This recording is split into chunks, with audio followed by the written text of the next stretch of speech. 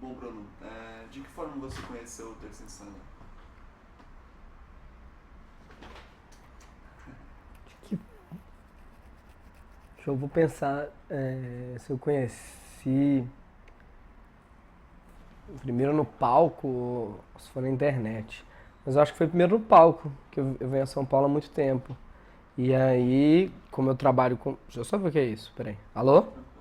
Eu conheci primeiro no teatro, porque eu vinha muito aqui assistir, fazer é, participações. Eu conheci primeiro no teatro. Inclusive fui conversar com o Mansfield, porque ele já gostava muito de comédia stand-up. Isso antes de tudo, antes do Comédia em Pé, antes do Clube da Comédia. É, eu acho que eu fui assistir o Terça Insana porque eu conversava, conhecia o Márcio Ribeiro e a Marcela Leal, que conheciam essa turma, e falar, é toda terça-feira, é um negócio diferente, tem que ver. E acho que tinha que ver mesmo, né? Naquela época você trabalhava com humor, hoje, você tem que ver as coisas. Então, naquela época, você trabalhava com humor, você tinha que ver o Terça Insana. Tinha que ver o Terça Insana, tinha que ver o Nunca Se Sábado, tinha que ver tinha que ir no Crown Plaza, que é um teatro que tinha muito espetáculo de humor, a gente tinha que ver tudo. E tem que ver tudo, né? Humor, humorista tem que ver tudo. E qual foi a sua primeira impressão? A primeira impressão, acho que é a primeira impressão de todo mundo, assim, era muito legal. Eu sempre gostei muito de projeto que muda, né? E o Terça Insana tinha duas vertentes. Era trazer o humor pro bar, pra essa cara de bar, embora o Next era pequenininho. Eu já conheci no segundo lugar do Terça Insana, eu não conheci no Next. Mas um teatro com cara de bar, um bar com cara de teatro. Isso é muito esse clima de cabaré. Ah, eu conheci também o Diogo Portugal, também, que fez algumas participações no Terça Insana. E, e a primeira impressão era isso, assim, de números que pareciam com uma coisa que eu queria fazer, que era comédia stand-up. E aquilo parecia, né? As participações do Mansfield mesmo, ele sempre tentava fazer umas participações como o Mansfield mesmo. Parecia um pouco já a comédia stand-up, então já me interessava muito. E você, enquanto produtor de arte, como descreve o humor do Terça? Altamente urbano, altamente urbano. É, é, um, é uma primeira possibilidade de comédia urbana no Brasil, né? Se você for pensar, uma das primeiras modalidades de comédia urbana no Brasil. Depois vem a comédia stand-up, e depois vem o improviso. Mas antes do Terça, é, fazer um personagem, tanto na TV quanto no teatro, em sua grande maioria, era contar anedotas. Anedotas que existem. Uma boa anedota, ela existe há 50 anos, e uma boa. Porque ela é boa, ela existe há 50 anos. E fazer personagens era ser um colecionador de anedotas e transferir ela para o seu personagem. Então, não é urbano. As anedotas, elas já vêm antes da, desse senso de urbanidade, das questões mais contemporâneas. E você acha então que o Terça Insana pode ser considerado novo no cenário brasileiro? Eu acho que é isso. Eu acho que ele pode ser considerado o primeiro, uma das primeiras incursões da comédia brasileira, depois do besterol, numa neurose urbana, numa atualidade, assim. A gente não pode esquecer também que o besterol também falava disso no Rio. O besterol, Mauro Razzi, Falabella, aquele primeiro momento. O Asdrubal. Mas, assim, enfim, o Terça Insana é altamente paulista, né? É mais neurótico, mais urbano, mais rápido ainda. Foi legal que você citou, né, o Asdrubal, e a própria Grace já citou, falou que eles se Sim, inspiraram muito neles. E, legal, não tô maluco. e você acredita que ele faz parte do teatro de revista? O Terça? Bom, se você for imaginar o teatro de revista como um teatro que revisa, né, que coloca em revista tudo o que está acontecendo, sim, o Terça Insana é um teatro de revista, um espetáculo de stand-up é um teatro de revista, um número de cabaré é um teatro de revista. Por quê? Né? A gente põe em revista tudo o que está acontecendo. Acho que E, sim. e agora, como é? Eu acho que o Terça Insana é um exercício do criador. Né? Nem todo ator é criador. Nem todo criador é ator. Mas no Terça Insana tem um exercício de criação em primeira pessoa Não vou dizer assim de criação isolada, né? Porque acaba sendo um trabalho em conjunto, mas uma criação em primeira pessoa, e esses trabalhos de criação em primeira pessoa são perfilados ali. E claro, o trabalho em primeira pessoa ele pode ser, pode ter menos revista, pode beber menos uma fonte de atualidade, ser mais clássico, mais enfim, são números, né? É um teatro de variedade de qualquer forma. De revista ou não, é de variedade.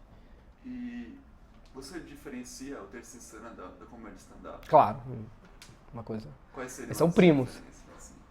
Mas A diferença é que na comédia stand-up não tem o personagem. Acho que no Terça Insana tem um pouco do despojamento técnico da comédia stand-up. Né? A comédia stand-up ainda precisa de menos do que o Terça Insana precisa. Mas o despojamento técnico de estar no bar, ter só um artista, um microfone, um foco de luz, até a fonte, né, que é onde a gente bebe para poder fazer o texto, tá tudo ali. Mas o resultado é diferente. Acho que são nossos outros bom, entrevistadores. o Terça Insana de alguma forma te inspirou a fazer? O Terça Insana ajudou muito a gente a defender uma ideia na comédia stand-up de que era possível fazer humor em bar. Porque no começo parecia impossível. E o Terça Insana ajudou muito a gente a defender essa ideia. É possível e pode ser um sucesso. E abrir os olhos das pessoas, né? Tipo, é possível. E ajudou a gente muito também a explicar o que era comédia stand-up no começo. As pessoas não tinham a menor ideia. É claro que nesse momento eu não sei se é mais uma vitória que a gente fez, né? Porque toda criança agora quer ser comediante stand-up, modelo é astronauta. A gente tem mais comediante stand-up do que DJ, ou tanto quanto. Na cabeça das pessoas é tão fácil quanto não fala nada, né? Quando a gente fala que não tem piada, não tem personagem, parece que não precisa de nada. Mas no começo a gente não conseguia explicar direito o que é comédia stand-up. Quanto piada? Né? De português? Não. Então você canta? Não canta. Então você faz personagem? Não faço. Mas poder dizer, bom, olha, sabe o Terça Insana? Era um ótimo começo para explicar o que era comédia stand-up para as pessoas. Então, é parecido com aquilo, tá? Parecido. Só não tem o personagem, mas tem a pessoa tá lá, a gente fala coisa, tem microfone, tem um foco de luz. Então, foi uma excelente defesa pra gente. Você prefere stand-up ou humor do Terça Insana? Eu prefiro o que me faz rir. Tem humoristas stand-ups que me fazem chorar de tristeza de estar assistindo. E tem outras pessoas também que acham que estão fazendo um personagem e não estão fazendo nada. Eu prefiro o que me faz rir. E olha, eu posso falar assim, eu já me mijei de rir com a Lindoré e com a Cinderela. E, tem personagens memoráveis, né? Memoráveis, assim, mas indo lá, me lembro de chorar de rir indo no Terça Insana, no Vida Clube. Com todos os... Ir na outra semana e ver um personagem que eu não tinha visto ainda. Bom, você acredita que o uso de personas minimiza o peso da crítica e da culpa dos espetáculos? Não sei se minimiza a crítica, se quiser ser crítico, vai ser crítico, né? Mas protege. Né? A Quarta Parede sempre protegeu, a criação do personagem sempre protegeu. Era uma dificuldade até no começo, quando a gente se aproximava de alguns comediantes, mas que podiam fazer um pouquinho de stand-up. No começo era difícil, né? Precisava ter gente mais tarimbada. Mas quem estava acostumado a fazer personagem, ou quem está muito acostumado a fazer personagem, tem uma dificuldade muito grande em desfazer a máscara, porque a máscara protege. Não quer dizer que protege da crítica, mas talvez tenha uma sensação de proteção maior. Mas a crítica ela é meio implacável. Não sei se protege da crítica. De que mais pode proteger? Assim, da crítica? Da pergunta? Culpa, né? Da culpa? Culpa não está em jogo. Você não tem culpa quando você é comediante. De ações judiciais, assim. Talvez é mais fácil de defender. Mas um comediante stand-up não tem máscara, mas assim, gente, é só piada.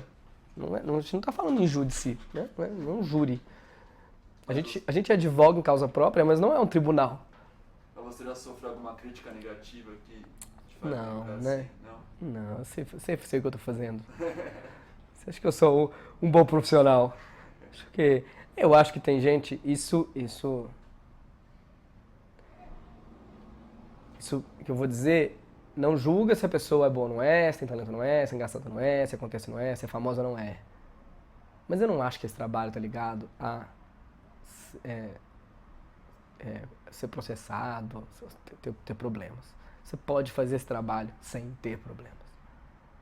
Você pode fazer esse trabalho e criticar, porque é a nossa função, e refletir sem ter problemas judiciais. Não precisa. Ficou parecendo também que precisa, só dá pra fazer comédia stand-up colecionando processos. Isso não é verdade. Esse trabalho não tem a ver com a gente não tem desconto na OAB. Não dá mais ibope. Não, é indiferente. Essas coisas não têm a ver. Elas acabaram relacionadas em algum momento, não tem a ver. Você pode estar completamente fora de política, por exemplo. O Chico Anísio é um humorista que exerceu a função dele do começo ao fim, sem se meter com política. O que não quer dizer que o humor não seja por si só um ato político. Afinal de contas, nem não fazer política é um ato político. Mas assim, ele não se envolvia com isso.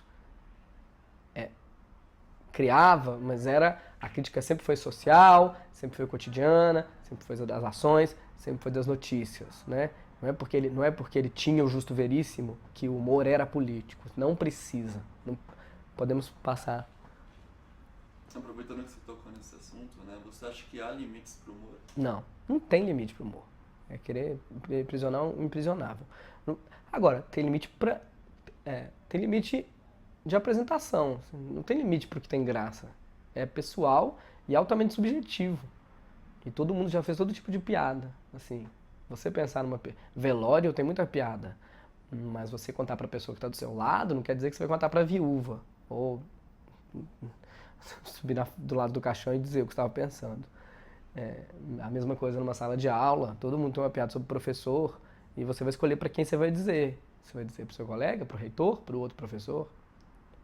Não tem limites para o humor. Mas o resto depende de qual é a sua plateia, com quem está te empregando. Existem limites para o convívio social. Isso existe desde que existe o convívio social. É só isso, né? Nossa função é uma função social. O que você acha do teatro no vídeo? Eu sei que você tem alguns projetos que rolaram DVD e tudo mais. A gente entrevistou algumas pessoas e as pessoas são super categóricas, assim, não tem a mesma emoção. Não, a minha cara tá respondendo. Teatro não serve pra vídeo. Você concorda? Concordo. O que serve pra vídeo, serve pra vídeo. O que não serve, não serve. Não quer dizer, não dá pra filmar uma peça? Quer dizer, não dá pra filmar que a coisa esteja no palco? Dá. Mas é diferente de você pegar uma câmera e colocar lá e querer filmar. Entendeu? É tão difícil filmar um espetáculo de teatro quanto fazer um filme. Então tem que ter um bom diretor, enquadramento, o que passa isso. São dois meios diferentes. Assim, é só por isso, né? A pergunta é, e se eu transformar um filme num programa de rádio, tem a mesma emoção? Não! Então programas de rádio são ruins? Programas de rádio que contam histórias são ruins? Não! Você tem um outro veículo. É diferente. É diferente, né? O meio é a mensagem. Das poucas coisas que vocês podem aprender na faculdade de comunicação é isso. O meio é a mensagem, tá? Então você pensa no meio e pensa na sua mensagem. Essas coisas não são intercambiáveis. É muito difícil levar uma mensagem para outro meio assim. Não é impossível, mas levar uma mensagem tal como ela é de um meio para o outro, foto é foto, cinema é cinema, entendeu? Rádio é rádio, não tem... Agora, a comédia stand-up filmada é muito mais simples de se filmar a comédia stand-up do que qualquer outro espetáculo de teatro. Sendo aparentado o Terça Insana, do gênero da comédia stand-up, também é mais fácil filmar o Terça Insana que qualquer outro espetáculo de teatro. Por quê? Não tem... Enfim, é um ator só. É conduzido pela voz. O texto na comédia stand-up, e grande parte do texto na Terça Insana, é conduzido pela voz. Então, por isso o Terça Insana bombou na internet no começo, a comédia stand-up bombou na internet no começo, porque por mais porca que fosse a filmagem da comédia stand-up, se fosse audível, né, a imagem do comediante estava lá só para conduzir o entendimento. É conduzido pela voz. Não quer dizer que seja um humor radiofônico. tem também presença de palco. Mas só estourou na internet porque é conduzido pela voz. E você acredita que o Brasil é o país da piada pronta? A gente tem humorista cego, mas não tem humorista mudo. O Brasil é o país da piada? Não. É uma ótima piada com o Brasil, mas todo país tem suas próprias piadas. A gente gosta de achar isso do Brasil porque nós somos um povo bem humorado. Você ri de si mesmo? Muito. O tempo inteiro. Pra não chorar. Você conheceu a Grace? Já, algumas vezes. E o que você, Não quer dizer que ela me conhece. Eu já conheci a Grace algumas vezes. e o que você acha dela, assim, como atriz e como... Olha, acho que a obra dela tá à altura dela. Acho que é parecido. Acho que faz bastante sentido que a Grace tenha criado o terço do jeito que é. Bacana. Tem mais alguma? Como você... Em uma frase também, vamos brincar com uma frase. Porque vamos fechar o TCC dessa forma. Fazer humor, o que significa pra você?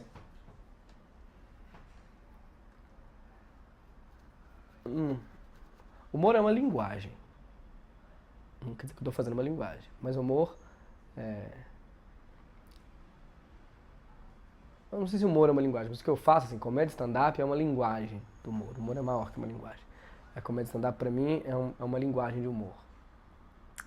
Então, fazer humor é o jeito com que eu me comunico com o mundo, assim. É o jeito que eu sei fazer. Eu sei fazer isso, eu sei fazer isso. Me comunicar com o mundo com humor. Quando eu escrevo, quando eu tenho escrito para estar no papel, quando eu escrevo para outra pessoa, quando eu escrevo para mim, quando eu tenho que dizer alguma coisa, quando eu tenho que dar uma entrevista. É assim que eu me comunico com o mundo, através do humor. Como trabalho, eu não saberia fazer outra coisa, nunca fiz outra coisa. E humor é isso. Tá. E só pra fechar, a gente entrevistou alguns caras que, quando a gente falou Terça Insana, os caras falaram assim, ainda tá rolando Terça Insana? E a gente achou meio... E começamos até a esmiuçar essa coisa mesmo do prazo de validade. Não sei se tem prazo de validade, depois de 10 anos, depois de, sei lá, 5 anos, as pessoas, né, não lembram mais o que está acontecendo, não deixa de ser uma novidade. É tipo, vai se tornando um patrimônio, né? Vai se tornando um sofá. Não é só o terça, é qualquer coisa. Várias pessoas devem se perguntar, nossa, ainda tem trair e coçar? Tem coisas que estão em cartaz há muito tempo, elas vão ficando, como não são novidades, as pessoas não vão se lembrando delas. Também é difícil conseguir pauta, é difícil conseguir que as pessoas falem. O público vai aumentando também, né? Tenho certeza que hoje, ainda no teatro, tem gente que vai no Terça Insana e nunca tinha ouvido falar. Existem essas pessoas. Mas assim, o Trair e Coçar, por exemplo, é um texto que foi escrito pelo Caruso e há X anos está em cartaz. Ele não sofre a atualização que você, por exemplo... Sofre. Não como terça, como a gente, mas ele é atualizado o tempo inteiro. Mas o seu trabalho, por exemplo, Não, o trabalho diário, é só atualização. Não é nem semanal, é diário. De que forma que você encara essa forma de... Não tem outro jeito de trabalhar. É um trabalho baseado... Ele é baseado na atualidade. É isso. Beleza. Tem nem outro jeito. Tá ótimo. Fechou. Valeu, viu? Muito obrigado. Valeu, Maicon.